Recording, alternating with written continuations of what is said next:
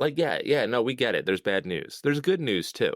There's good stuff happening in this industry, and can we focus on some of the good? And so part of it was just breaking out of this, like, the word that bugs me the most, and I know it's like the word sustainable, right? Because I don't want sustainability. I want prosperity for the industry.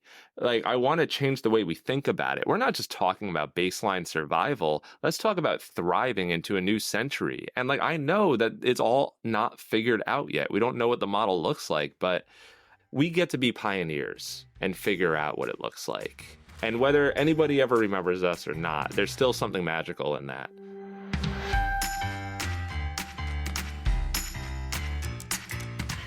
Welcome to the Local News Matters podcast, where we explore pathways to stronger journalism, better businesses, and healthier communities. I'm Tim Regan-Porter, CEO of the Colorado Press Association. This episode, I talk with Kenny Katzgrau, the majority owner of redbankgreen and the founder of Broadstreet, an advertising platform designed for local publishers. Kenny's recent venture into owning a hyperlocal news organization, coupled with his tech background, offer a unique perspective on the digital transformation of local news. I'm really excited about the conversation we had because it provides both inspiration and very practical advice for newsrooms grappling with making local news sustainable in the digital era. That's a problem for even the most digitally adept newsrooms and sales teams, but it's especially challenging for hyperlocal websites and small community weeklies. Kenny's journey from tech to local news ownership, his vision for redbankgreen, and his insights from running Broadstreet provide a unique point of view with on-the-ground success. Whether you're well-versed in digital media economics or still figuring out how to make the digital leap financially viable, Kenny's story, tactics, and strategies are sure to offer valuable takeaways. If you like this episode and what we're doing more generally, please follow in your favorite podcast app, leave us a 5-star review on Apple Podcasts, and tell your friends about us. This is a side project and a labor of love, and your support means a lot. You can find past episodes, full transcripts, and relevant links, and sign up for our newsletter at localnewsmatterspodcast.com, or for lazy typists like me at lnmpod.com. You can also follow us on most social media channels at lnmpod. And now I bring you Kenny Katzgrau of Broadstreet and redbankgreen. All right, welcome, Kenny, to the podcast. Hey, thanks for having me, Tim. You originally got on my radar, though I'd started to see you pop up with LMA, and you did an editor and publisher podcast, and you had reached out to us around the time of the Colorado Press Association's convention and ended up sponsoring that. So thank you very much. And there's a disclaimer for the readers. And you had published white paper, would that be overstating, and published a piece on the 10 advantages for local publishers in response to a subpoena you got in the antitrust lawsuit with Google. So I think you got one from DOJ and Google. And so reading into that and just seeing how you talk about local publishers really leaning into those advantages, I wanted to have you on. And your background is also fascinating to me as someone who came out of tech. That is your background as well, and started Broadstreet, which is an advertising platform, and now you've become part owner, is it? So I'm the majority owner in redbankgreen. So the publisher, after 17 long years of running a hyperlocal news organization, had been looking for a buyer and suggested to me that perhaps I would. And I said, absolutely not. No way in hell am I ever going to get into that. And well, time has its way of changing your perspective. And that's what I ended up doing almost exactly, because I started to worry. Well, the previous publisher, John Ward, had built such a gem in Red Bank. And Red Bank, New Jersey is a small little town, like little downtown. You'd never really hear of it outside of New Jersey, but it's really got something special. And John Ward had built something special that everyone in town appreciated. And I started to worry, man, what if some political hack got his hands on this thing? And so I was like, you know what? My stated vision is, how do I make this thing last for 100 years? And I'm all about building things, or attempting to build things that last. I'm not doing anything with one-offs here. I want to actually make some meaning and have an impact. So now I got to figure out, not just how to figure out, the next year or the next 5 years. I got to figure out how to last the next 83 years to make that come to fruition. So we'll see what happens. Yeah. And is John still involved in the paper? Yeah, so John is, because editorially that's not my shtick, and I tell people that I respect the profession of journalism too much to have any part in the editorial role. But John Ward is the publisher emeritus, and we just hired our first full-time reporter and soon-to-be editor, Brian Donahue, very well-known state level reporter, formerly of News 12 and NJ.com and like some of the really well-known news organizations. And he became available. And I was like, when the right people, and anybody who's been in business long enough, when the right people become available, like you jump. You do not wait for the perfect timing and all of that. So Brian joined the team, and like we couldn't be happier or luckier for that to happen. So editorial's handled, and I'm handling all of the sales. Great. So I want to dig into all of that. And you had been consulting with John for a while, is that right? Yeah, for about 10 years. I think just a few minutes ago we were talking about Webmaster. That was his name for it. So I was working at Yahoo, and I had just moved to Red Bank, and I was looking for ways to get involved. And my wife she saw a Twitter post that redbankgreen was looking for a new webmaster. I was like, I'll get to know John over at redbankgreen. I met him at Starbucks, and his old webmaster, really well-known guy, Jim in the area. Red Bank's a pretty close-knit small town, only 10,000 people, but it's a lot of interesting people. It's a really interesting crowd here. Nobody's normal. Everyone's a little weird, and which makes it great. But helped out John kind of like a part-time basis, did my thing at Yahoo, and eventually what became Broadstreet emerged out of a necessity with an advertiser was going to cancel. So that, like, what Broadstreet became actually started from a problem of John Ward. Every news publisher on the planet knows this one. Advertiser said, I do all my marketing on social media, and they were going to cancel. And we turned that around. And that advertiser is still with us to this day. But that's how Broadstreet popped out of it. I didn't plan it, it just happened. And Red Bank's been around since, I think, 2006. It was one of the early hyperlocal online sites. Yeah, redbankgreen is 2006, got its inspiration from BaristaNet out of Montclair in northern New Jersey. Debbie Gallant, who started BaristaNet, and then working with Liz George and Annette Batts and the team over there. They were the inspiration. New York Times did an article writing about it, and John Ward, who is recently departed the Asbury Park Press of the Star Ledger, just describes it like being hit like a bolt of lightning and just being like, I need to do this. I need to start something at Red Bank. And since 2006, and it's a grind when you're a one-person show. And there's a lot of those around the country. The one-person show keeping the light lit in their community. Yeah, and it's not just digital hyperlocal sites. I think has a lot of similarities with community weeklies that are family owned, and sometimes it's just the family putting out a physical newspaper and a website and doing all of that. So you've laid out your 100-year vision, and you really want to see this succeed on a business level and make sure you're around serving the community for another century. That's a tall order for a hyperlocal site in a small community. So how do you even think about approaching that? Well, the thing is, I think the perception that it's a tall order, and I think, everything is perception, but I wanted to make a statement that, like, we need to maybe change the storytelling around the news industry, and that, like, everything's in decline. And I think the story that we keep telling ourselves that, like, we hear about the layoff at the LA Times, and like, no, we get it. There's bad news. There's good news too. There's good stuff happening in this industry. And can we focus on some of the good? And so part of it was just breaking out of this, like, the word that bugs me the most. And I know it's like the word sustainable, right? Because I don't want sustainability. I want prosperity for the industry. And like, I want to change the way we think about it. We're not just talking about baseline survival. Let's talk about thriving into a new century. And like, I know that it's all not figured out yet. We don't know what the model looks like, but we get to be pioneers and figure out what it looks like. And whether anybody ever remembers us or not, there's still something magical in that. It's always difficult in the frontier, and I'm excited about the future, I think. And there are other people in this industry. I was just talking to one, John at Community Impact, and talked to Jeff over at Village Media, and a lot of like really smart people that want to figure it out. Uriah down at Potomac Local, Howard, Dylan, all those guys want to figure it out. And like, that's the kind of band we've got going forward. So 100 years was about like, let's change the story here and think about Think about the long game. Absolutely. And that story is so dominated by metro dailies, and it's a whole different ballgame when you're talking about hyperlocal sites and community newspapers, et cetera. But you were just talking about the one person shop, and your vision is building on that to become something much more. And you referred to, you want to put together a team that is like Edison's Menlo Park.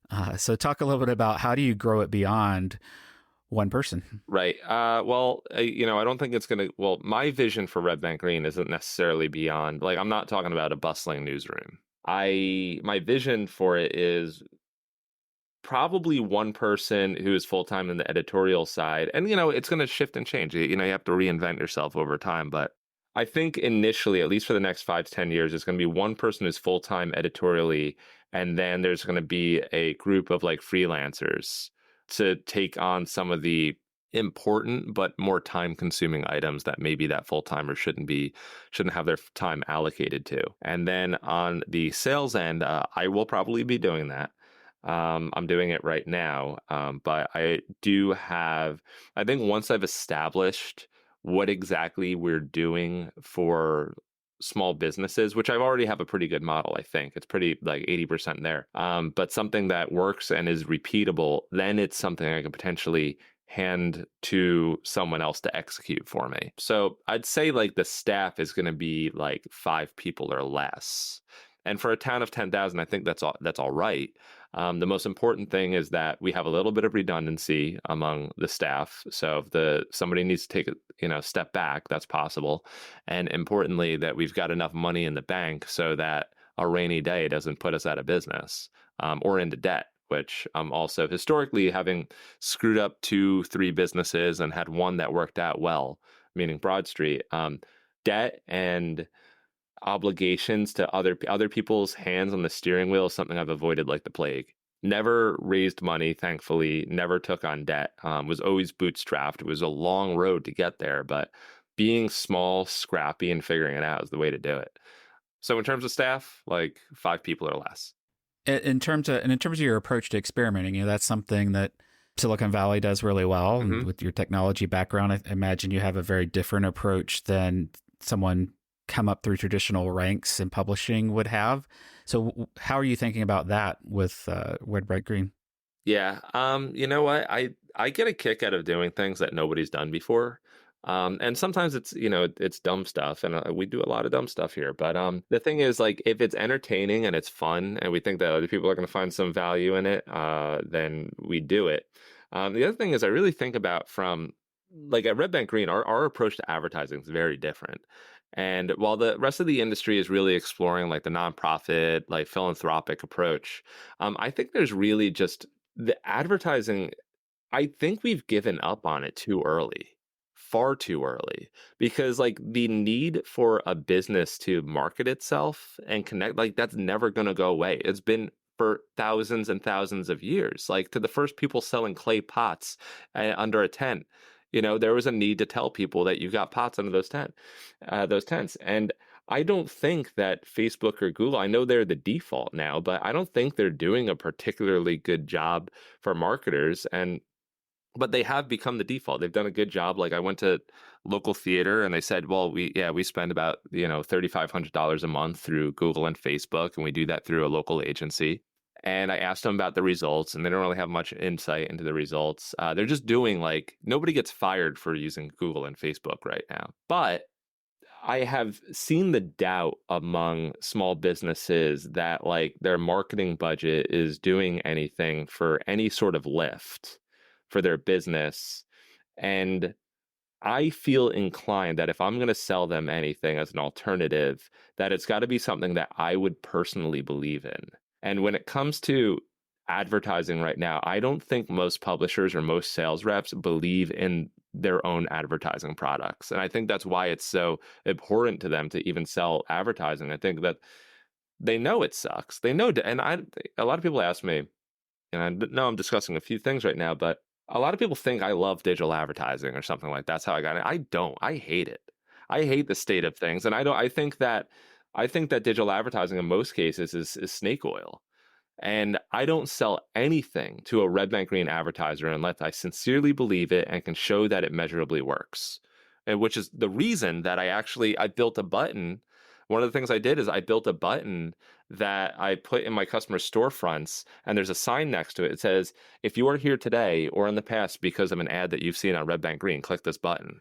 And people do it, right? On my ads on Red Bank Green, it says like, nothing makes a small business owner happier than to hear that you saw their ad on Red Bank Green. And people do it.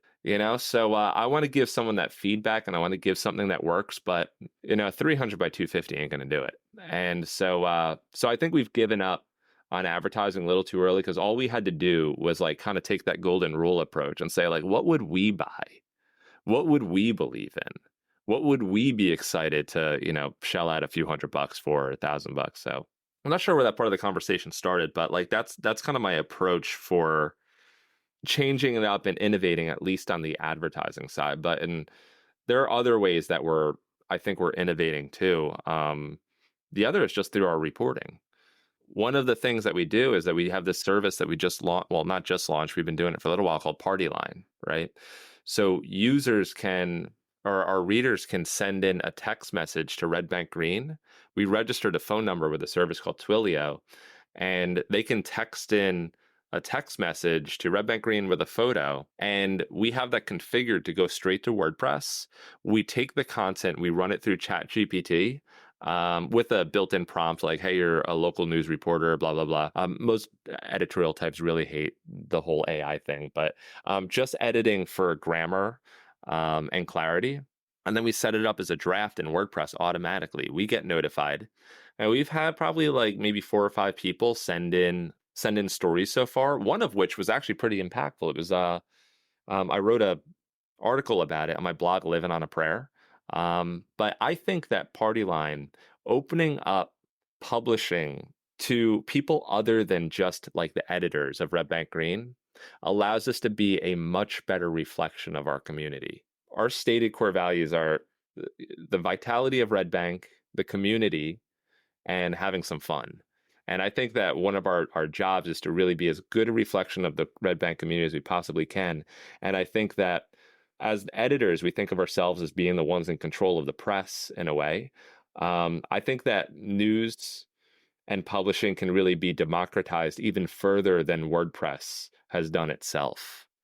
And I think something like Party Line really democratizes not just the power of the press, but also the audience itself. It gives the people of Red Bank the ability to get in front of the audience and report on the things that they think should be reported on, and we get the opportunity to hear people who otherwise wouldn't be heard.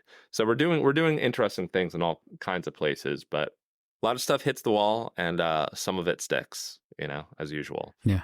I want to dig a little bit the Party Line. One of the things I've talked about on the podcast before is, I think newsrooms really have to understand that they have platforms, print, digital, otherwise, and that partly out of necessity because of the smaller sizes of, certainly traditional newsrooms, but also for equity reasons. I mean, there's always been news we've missed, no matter how large the newsrooms are, and there've always been communities that were undercovered. And so how can you involve the community and open up your platforms? And that's a fabulous and innovative way to do that. Talk a little bit about that's the one story that you alluded to. What was it? And right, there actually happened in a couple of different ways, but actually just to touch on something you just mentioned, like every publisher in the world or every reporter in the world has heard from somebody, hey, you should cover this. And for a hyper-local publisher, it's something like the local Boy Scouts are doing their Eagle Scout ceremony, and can you guys cover that? And then the publishers, like, usually a lot of times they're like, I can't do that. Like, they don't have the time to do it. But there's all kinds of stuff like that. But one of the things, I actually got a text message from somebody in town who knew what we were going to do with Party Line before it even existed. And they said, are you going to the special session of the Board of Ed meeting tonight? I was like, what is it? And then, she basically said that the Board of Ed had shut down the local Dreamers group, which was basically students who were from immigrant families it was a group where, basically they could connect. It was an after-school extracurricular group, and they had been shut down, and they had ended up filing a complaint with the state for discrimination. And there's 2 different sides to this story as to why they were shut down, but that was their standpoint. And So I said that, like, we didn't have the resource. I had something to do that night. We didn't have the resources to cover it. So long story short, the local high school newspaper actually helped us cover it, right? They showed up on the scene and they live streamed the video, and then we broadcast it to our audience. And that was like the first iteration of what Party Line was, like kind of like taking reporting from someone else and then like bringing that to Red Bank Green. But it developed even further. Just this past Dr. Martin Luther King Day, I got a text from somebody, and they said that same person who was in that Dreamers group, Madeline, she's one of the students, she had won an essay contest at the local YMCA, and there were YMCA was hosting its commemorative Dr. Martin Luther King event and an annual event.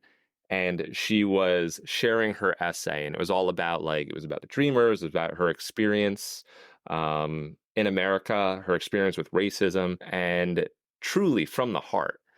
And again, there was one person, a Red Bank Green Party Line user there at the scene, who took a picture, sent it in to us. We were able to get the essay, and then we were able to do a follow-up interview with Madeline. And that's a perfect example of something that we may not have been able to cover because that wasn't even in Red Bank. The event was being hosted 3 towns over or 2 towns over. And we were able to cover something that was very important, something that we didn't know she won the essay. Nobody told us. So it was like we got the tip and the content. We were able to put it in front of the Red Bank audience. And that is a perfect example of like telling a story that otherwise would not be told, and an important one at that. Talk a little bit about the fun aspect. You've written about that. So, and you mentioned it earlier. So why do you think that's important, and what are you doing to facilitate that? Well, fun, man. All right, listen, we have a finite amount of time on this planet. And I think a lot of times, and I'm gonna get a little like esoteric, but I'm serious. I view everything that I do through the lens of 100-year-old Kenny.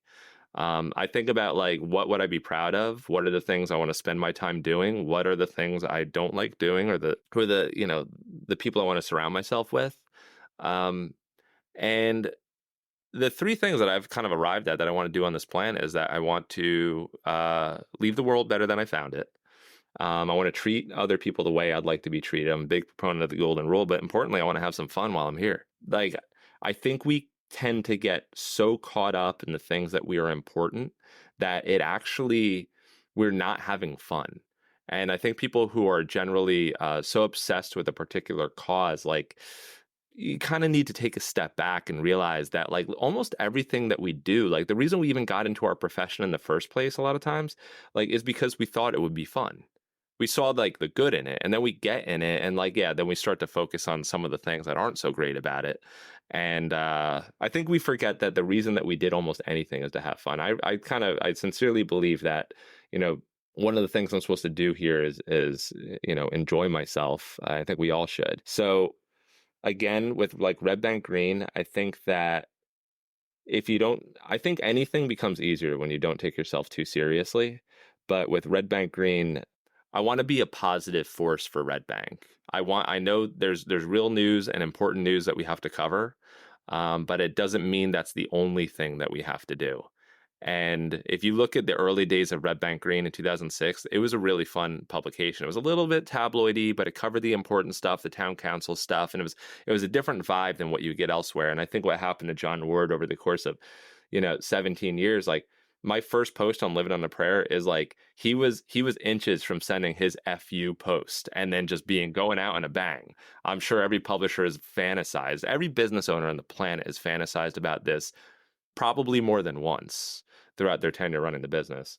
And that's the point where you forgot that you did this to have fun, right? So it's like you always have to remember that. Yeah, we just published our State of the Company meeting on YouTube, which is normally an internal event, and but we published it, and that's the thing I always end with. Like, remember, like, as much as we care about the mission and as important the work that we're doing, or at least we think it is, let's not forget that like it's life is about much more than that, and having fun is a big part of that too. So I always end on that. But I think it's an important part of the ingredients. Spoonful of sugar. That's it. You know, you get the medicine, but you need the spoonful of sugar. Whistle while you work. This has manifested itself through many Disney movies and many other ways, but we've heard it before. Let's not forget it. It's important. And not only for the people producing it, but as you alluded to earlier, for the people reading it. I mean, we've got so many news avoiders now because, you know, the world is crazy and they're sick of, they just can't handle it. And so being able to have that balance, right, from a reader standpoint, I think is super important too. Yeah, I was standing in Walgreens yesterday, and I saw the cover of the New York Times, and it was just, you know, it was war, stuff about Biden. It was just like, it kind of just gave me this sinking feeling looking at the front page. I get it, like, you know, I guess you have to be informed and stuff like that, but I think that what has happened is that, especially over the last 8 years, you know, I think the 2016, 2020, I think probably resonates with a lot of people. It became extremely negative all the time, probably for lots of reasons, and lots of obvious reasons.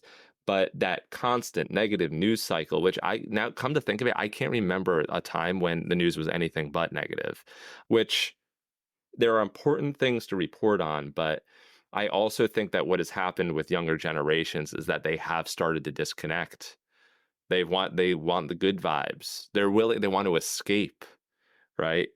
And that's why like TikTok and social media and Reels is just like, you know, disappear into it. So I think there is some escapism from it. But I'm not blaming the news or the media industry. I like understand that lots of really interesting things that, you know, they have happened. So that's one of the things, and that brings up an important point. One of the things I think all of us have to solve for as local news publishers is like really thinking, why don't young people seem to give a single shit about the news? Like, what would it take for a 20-something or like a late teenager to visit the front page of their local news website? What would it take? I just want there exists a reason somewhere that they will do that, and maybe even consistently. We have to find it, because I think it's a needle in an absolute haystack, but we will find it and give people a reason to care again. Or at least young people a reason to care again. And maybe like it, you know, it just so happens John Dennett, Community Impact, was saying this yesterday. Once people settle down, they, you know, get a place to live and, you know, maybe even have kids, like then they do become a little more locally active. But, you know, I think it is something that we have to look at, is like, how do we get the young person to actually come to the news instead of the news come to them? What's your approach to platforms? I mean, are you doing TikTok videos and YouTube videos, that sort of thing? We've done TikTok, but I've changed up the vibe. Like, it's not just on TikTok. Like, I think our first video on TikTok was, I think it was like Thanksgiving Eve, and it was like 11:30 at night, and I got a video of these kids pushing their friend in a shopping cart like full speed down the middle of the street in Red Bank. And I was like, now that is TikTok material. So we got that, and I got some likes and all that. And I talked to the kids afterward, and did a very brief interview. But we've changed up the voice of who we are a little bit on TikTok. In fact, Red Bank Green is 17 years old. Our bio on TikTok said, "I'm 17, gonna live to 100." So yeah, I'm experimenting. I have not been very consistent with it. So, and I have stuff I could have posted, but I haven't do it. But yes, you're right. Getting it out on different channels and like kind of approaching the audience from a different direction is something I've been playing with. Yeah. And obviously the hard news is super important, and we want the New York Times reporters covering those stories, you know, but at the national level, I mean, they've grown the way they've grown in part with cooking and The Athletic now, and, you know, those different things. And local news doesn't have that kind of scale, but we have our own equivalents of the news people can use. So, you know, they want to know, yes, you should investigate corruption and any wrongdoing that you see, but you also want to know what's the construction down the road, and what are the new restaurants in town, and what's happening at the high school, who's winning those, you know, sports events and spelling bees and those sorts of things. So those are also feel good stories that are news that people want. Right. I think I think step one, especially in this environment, is figure out like what do we need to do what do we need to cover to survive, right? And for everyone, and also like and what also overlaps with the strengths and weaknesses of the person who's doing the quote unquote news. Because, um, like, somebody may not be a hardcore investigative reporter. But at the same time, the people who are like real serious investigative reporters, sometimes they can get so caught up in the investigation and reporting that they're forgetting that they're also like a business owner. And if not, first and foremost, a business owner.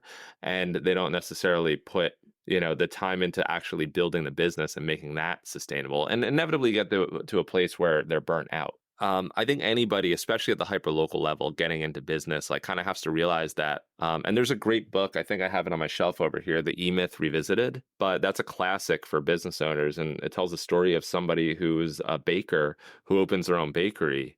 But like, then they're getting to the place where they're doing all the baking and they're doing the finances and they're also the janitor and they're doing it all themselves. You can't do it all yourself. Like, being a business owner is a generalist position, and being a reporter is a specialist position. So if you really care about the local news and you want to start a local news operation, like, the fact that you are a specialist will actually become your biggest, like, weakness. That'll be the thing that holds you back.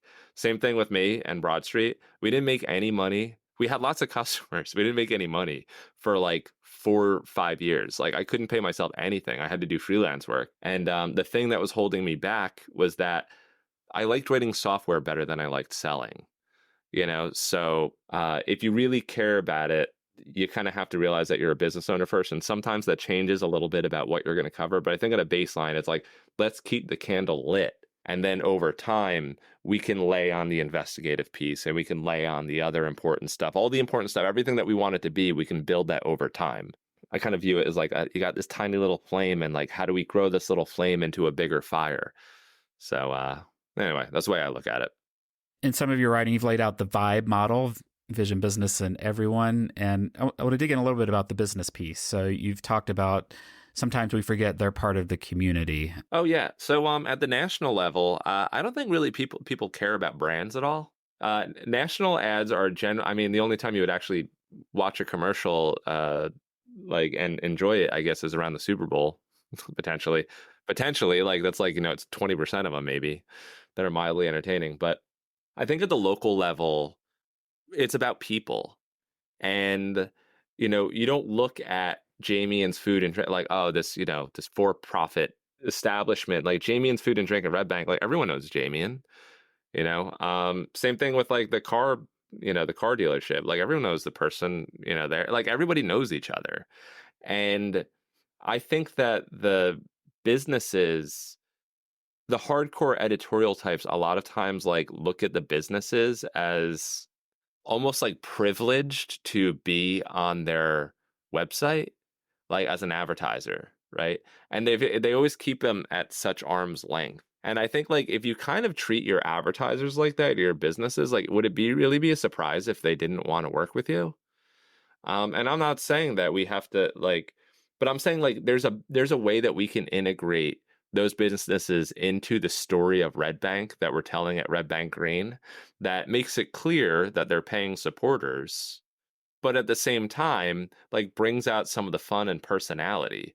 Like, one of the first people who came on in my era of Red Bank Green was a guy, or Triumph Brewery, was run by a guy named Adam. And one of the things I want to do with Adam, we've done some fun things already, but just ask him, like, Adam, you've been a brewer for 30 years. Like, if you were stuck buying a mainstream beer, right? You have to buy it. Which one's it going to be? And just like little things like that. I asked him, like, what his first album ever was, because everyone kind of remembers their first CD or first album. He told me The Who, Live at Leeds, right? And that's just like those fun things that Stu the butcher, we want to ask him, Stu, tell me about your first date, right? This guy is like a total riot. Like, he would love, something like that. But like, how can I bring some of the fun and personality instead of just like, all right, you give me here's the insertion order, you give me the banner ad, I'll run it on the site. Because that's the way a lot of newspapers and like media have treated their advertisers in the past, which I think is actually, it's a remnant of the old model. It's a remnant of like the monopolistic history of media. It was like radio, broadcast, and newspaper, like the three places that you were going to actually get some reach in terms of your marketing. And so you kind of had to advertise in the newspaper. I think what happened is that things became so transactional that that is the way that things generally still transpire in the newspaper industry. Ad sales is still very transactional. There have been some efforts to do that. And I think it's about partnership. I think I can partner with those local businesses. And I think I can really tell the story of who they are. I can do it effectively. I can do it cost effectively. And that's at least what I'm trying at Red Bank Green. In fact, a good version of that just went up today on Red Bank Green. In the top right sidebar, you're going to see we have this new unit called Local Authority. It's Chris Havens, real estate agent. Basically a sponsored content campaign, but I think it positions them really well. Same thing with Community Pillar, meeting with the YMCA yesterday morning, right? That's how they're presented. So those are my three tiers: Community Pillar, Local Authority, and Local Legend. Those are the ones that go beneath the posts. But I think there's a way we can position it and tell their story in a better way than anybody else can. And sure as hell better than Google or Facebook's going to do it. But yeah. So talk to me a little about monetizing that. So, I deal with a lot of publishers who come from who still have a print product, and they're trying to figure out digital. They're coming at it from a transactional standpoint, to your point. And they also just, they realize they're not going to have a business that supports, multiple people for sure, in a small community based on programmatic ad rates. And if they're just doing CPMs at pennies on the dollar compared to what they're used to in print. And so it discourages them from figuring this out. So how are you approaching that in terms of monetizing it and not just making it, a CPM buy? Right. Yeah. We don't do anything based on CPM because small business owners don't know what CPM means. They barely even know what impressions and clicks mean. One of my advertisers asked, they've been running with us for 3 months. They're like, what do you mean clicks? You mean if someone clicks on it, what happens? And I did already explain this, but they are so busy running their own business. They don't know anything about marketing. So the way I, historically coach publishers in doing it is basically figure out what you need. Let's just say all of print went away. What do you need in terms of revenue? And let's just say it's $500K for a little local family operation in the middle of wherever. And they need $500K for the year, maybe $1 million, who knows? Say, okay, now what am I going to do? How can I break that up to a certain number of advertisers where I can actually manage that and do a good job for them? For Red Bank Green, I decided, I need probably about 350 to 400K to run this thing the way I want to do it, right? That's not paying me anything. This is there's a labor of love on my part, but I need to get this thing to about 350, 400K. How many advertisers do I generally need? I need probably about 35. I think that's the most I can manage. 4 to 5 community pillars, 10 local authorities, 20 local legends, right? And then what is the price point that each of those need to pay? And the reason is that I need conceptual building blocks that I can use to move toward my revenue goal. And it's nice because it's a flat rate, and I can tell a publisher it's $500 a month. So for 3 months, it's going to be. I am kind of moved toward an annual model, but right now it's 3 months for $1,500. No one's blinked an eye, and they understand it. If I'm telling about it's you could get 700,000 impressions for this price at a whatever CPM, I'm going to lose the sale. And it also commoditizes what I'm selling severely, because now I'm just breaking it down to the impression. I don't like having to compare myself with ad exchanges. I learned that the hard way in 2014 when I was doing a group buy across a bunch of New Jersey publishers. No matter what I was doing, they just wanted to break it down to CPM. And a CPM doesn't tell the story of the value of what it is that you're providing someone. It makes it about the product and not the needs of the advertiser. Chris Havens, as a real estate agent, if he gets one real estate client, he's going to make a lot more than $1,500, right? So it's is what I'm doing likely to help him get a customer? So anyway, I break it down to the pricing that I need, and then I fill those little buckets with enough value that I think that a given client would be absolutely crazy to say no to. So if you look at the creative that we have for Chris Havens on Red Bank Green right now, which will probably be up for a long time because I know people listen to the podcast at different times, but I asked Chris, what are the 3 questions you hear from potential real estate buyers and sellers the most. I turn those into content. You can click into each of those, right? So it's basically he's got a creative and then it's got sponsored content. It's also got his bio in there. And by the end of the week, there's going to be a lead form in there. So it's basically an AMA, ask Chris anything about real estate, and it becomes a lead for Chris. It's outrageous value. He would be absolutely insane not to pay the $5K an annual price point to do that. And some people still won't get it. And then I just move on to the next real estate agent, you know? That's how I'm doing it. I break it down in those building blocks. Reader revenue is phase 2. So my goal is to get to Red Bank Green to about 100K annually in reader revenue. We're only a town of 10,000. So, you know, you do the math. It's a challenge. We have 40,000 readers because Red Bank's cool, and it's like we have a universe of people in our periphery that read Red Bank Green, but I need to get about 100,000 reader revenue, and I think all said and done, I'll probably land around 350 to 400. Great. I think that's very helpful. I think a lot of publishers will appreciate the specificity there. Yeah, it's really, just to summarize, start with what you need. That's it. If that was my one piece of advice, start with what you need, and that's it. And I would encourage people, go to the website and look at these ads. This isn't a traditional banner ad. Like there's some real value there that's pretty obvious, and it's clear that it's sponsored content. It's not like you're hiding this as an editorial piece. Talk a little bit about proving that value over time, and the button idea was great. So what kind of feedback, how do you nurture the relationship so that it's not just a transactional piece after you've sold it? Right. It happens in a few different ways. A little bit of like personal touch and some automation. So one is that I make sure that every advertiser gets regular automated reports of their performance. And this is where Broadstreet comes in. Like, we generate reports that are like really easy and understandable for the average, and they get rendered to PDF. So it's not like, hey, log into your portal and see, because they're never going to do that. But they do get an email. It's the PDF's attached. It's easy enough to take a look at. So that's automated. On Red Bank Green, some of the ads, not all of them, but like the YMCA ad at the top, like you can right? So we track the number of people who like it too. So we brought that concept of to the ads, and like it also explodes with a configurable thing. But people have been doing that. So it's got about, the YMCA ad's got about 250, and it's only been about a week so far. I think some people have probably been button mashing and hitting that thing a lot.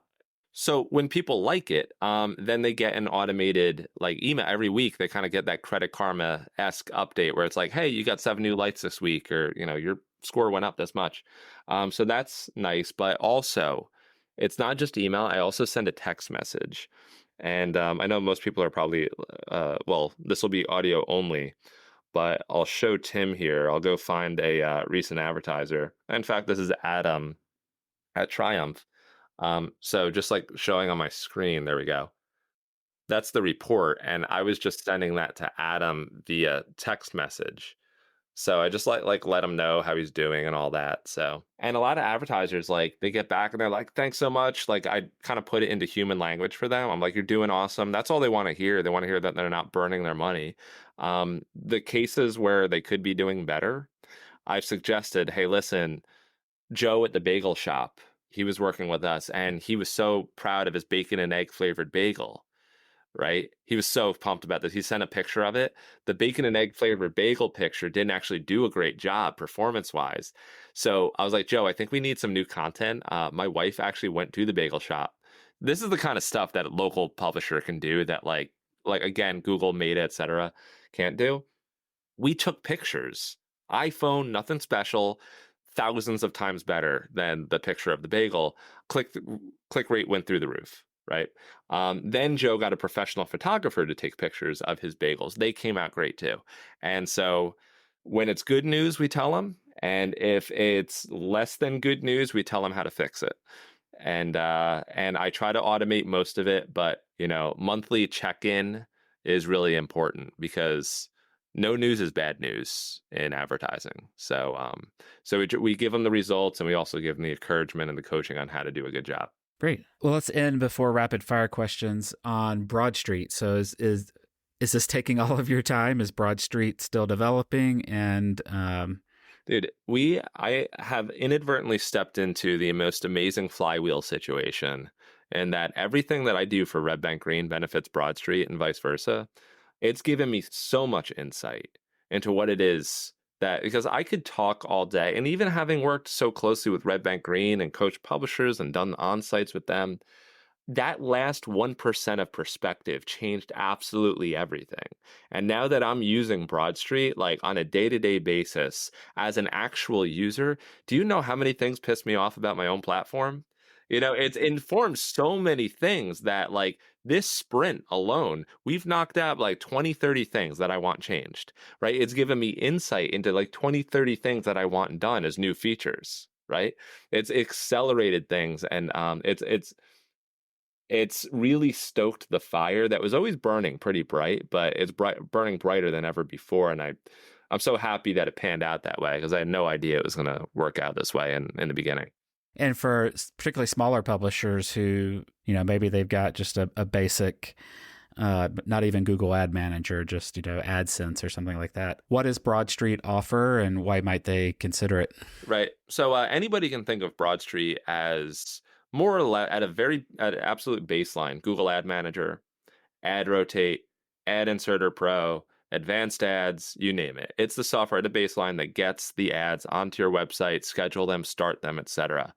But the three big reasons that customers come to Broadstreet is essentially, one, the service and support, that like we implement you, we make recommendations for things that we know are going to work for you. We solve all those annoying problems, like on a mobile device, all your ads at the bottom of the page. Advertisers don't like that. Nobody likes answering that email when an advertiser asks. So we make sure like this is informed. Everything that we do is informed by the 450 publishing groups that we work with, mostly in local media, hyperlocal news, B2B. But service and support is a huge part of it because we're very hands-on. And if you read our reviews on G2, it's like 5 out of 5, 5 out of 5, 5 out of 5, because that's the culture that we established. We actually care about our customers. But secondly, the ad formats, man, I do not want to show up to an ad sales meeting unless I got something really good to show somebody. We got over 100 ad formats. We recommend picking 3. There are some absolute best sellers. And that local authority unit that I did on Red Bank Green, that's going to be on Broadstreet. That's going to be available. So all the best stuff that like everything is proven, everything has been sold by another publisher. We follow the best standard. We have an internal standard, BEST, but one of those is sellable. That's what S is. It has to be sellable. And it has to be proven that somebody else sold it first. So before it ever shows up in that gallery, someone else sold it. So the ad formats, they differentiate, they get better performance, 3 to 5 times better performance, and they just build a competitive moat around the business. Nobody else can do it. Nobody's working with Patch, they're working with me, right? So the last thing is the reporting, like automating it, man, especially if you're a small operation. There's so much manual work involved in like doing a good job for an advertiser, and we have automated a lot of it. There's even more that we can automate.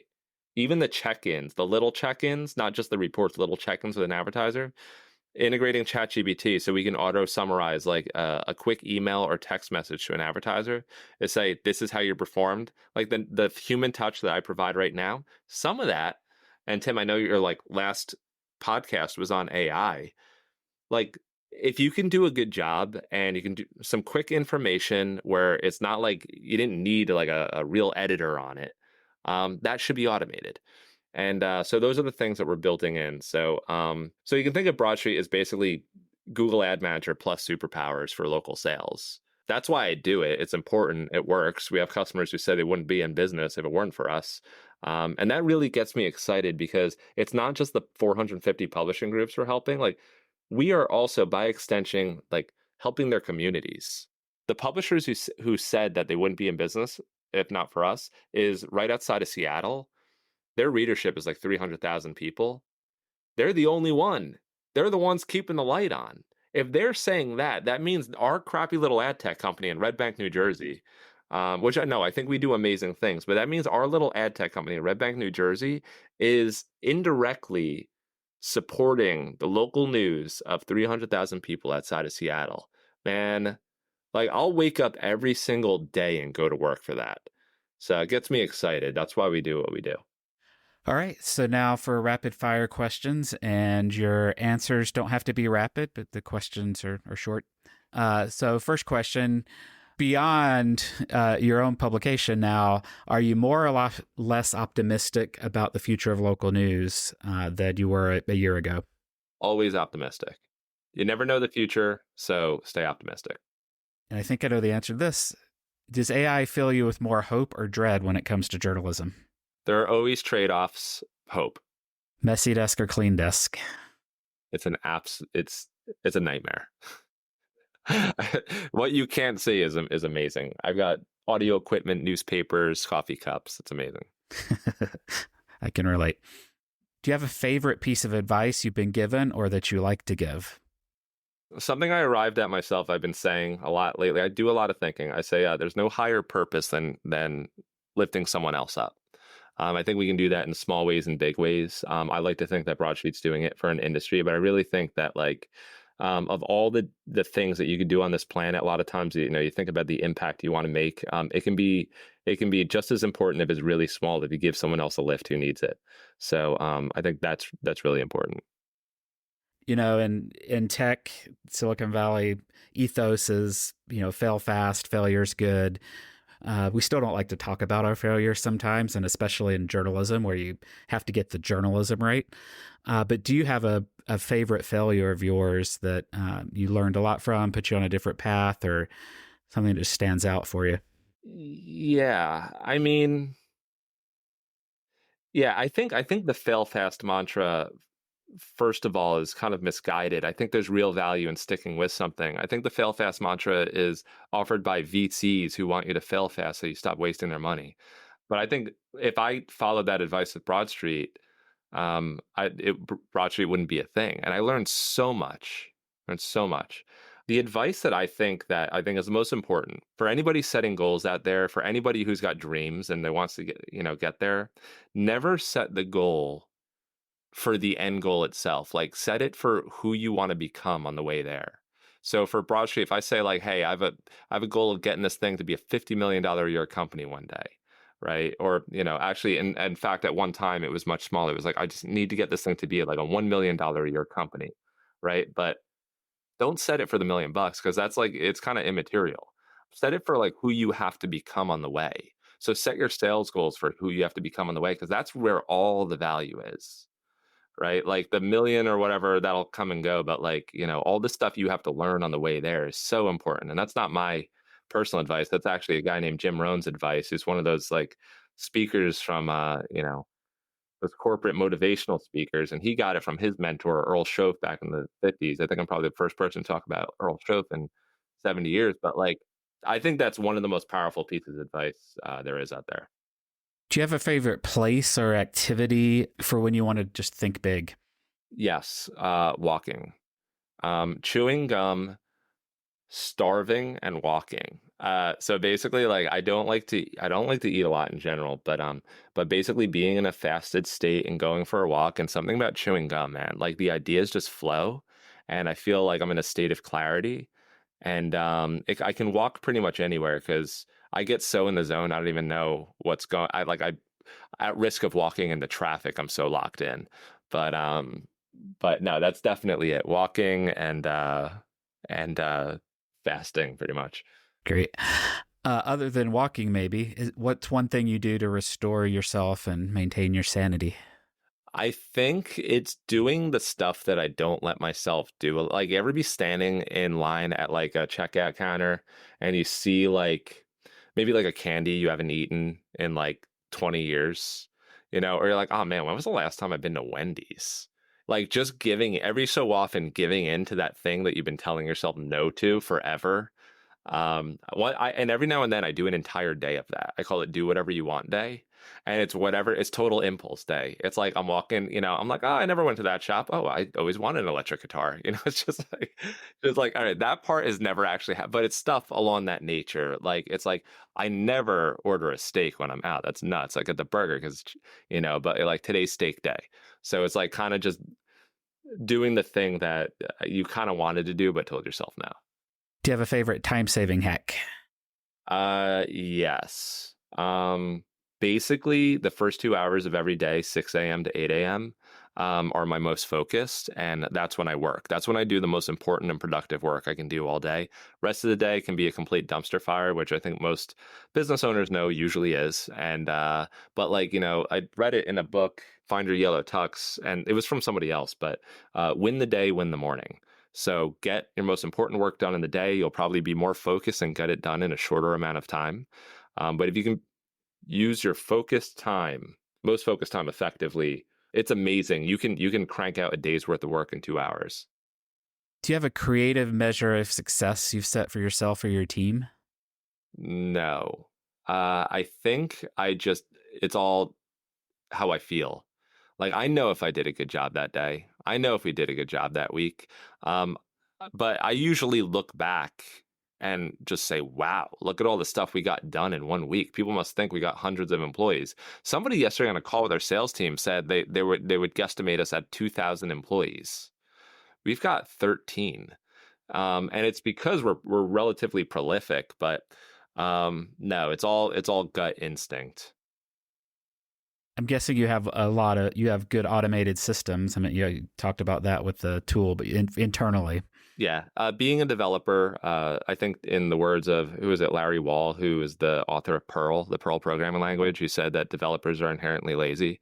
It's true. And anything that can be automated, we generally will try to. And also use it as an excuse. We'll usually make an excuse to automate something, I guess famously, quote unquote, shaving the yak. We will find an excuse to automate something because we like writing code better than doing the thing that we could be doing. But yeah, no, automation and efficiency, if I don't have to think about it, less errors, less time spent, all that stuff. Great. Final question. 5 years out, what does amazing success look like for redbankgreen and Broadstreet? I'd say for redbankgreen, it's having 6 months to a year worth the money in the bank, or year's expenses in the bank. That's generally the rule I follow always anyway. I think it's important. And having the team that we need and having really happy customers and really happy readers, right?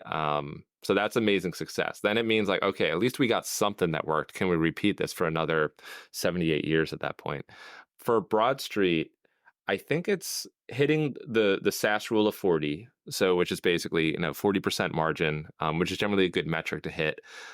Is everyone on the team happy and learning, right? Are they getting, do they love the people that they work with? Do they love the company that they work with? Are they learning something new every day? Is it aligned with what they want out of life? When they're 100 years and they look back and they say, time I spent at Broadstreet, best years of my life. And are we serving as many publishers as we possibly could, regardless of whether they're paying us or not? Because I know, like, Broadstreet, we have there's a price tag associated with it. And that was necessary because at some point I had to build a team and I had to get them health benefits. I had to do all the stuff and so I felt like sometimes like it's been a little exclusive because it came with a price tag that not everyone could afford. But we'll be changing that, and we'll be making a free version of what we do for our customers in Q2 of this year. And part of that is that, like, regardless of your ability to pay, I want to make sure that publishers are benefiting from us. I want to be part of their story. I think there aren't enough companies that are paying attention to the space. Lord knows Silicon Valley hasn't touched it with a 10-foot stick since 2010, with all their local startups. So I kind of see us as being uniquely positioned and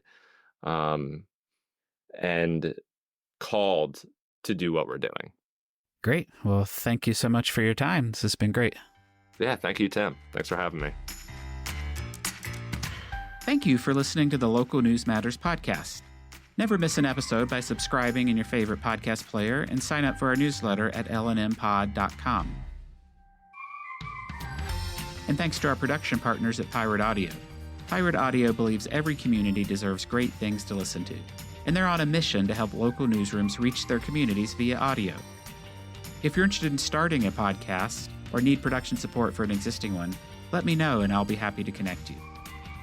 If you have guest recommendations, others doing interesting and innovative work in local news, let me know through the contact form at the website lnmpod.com.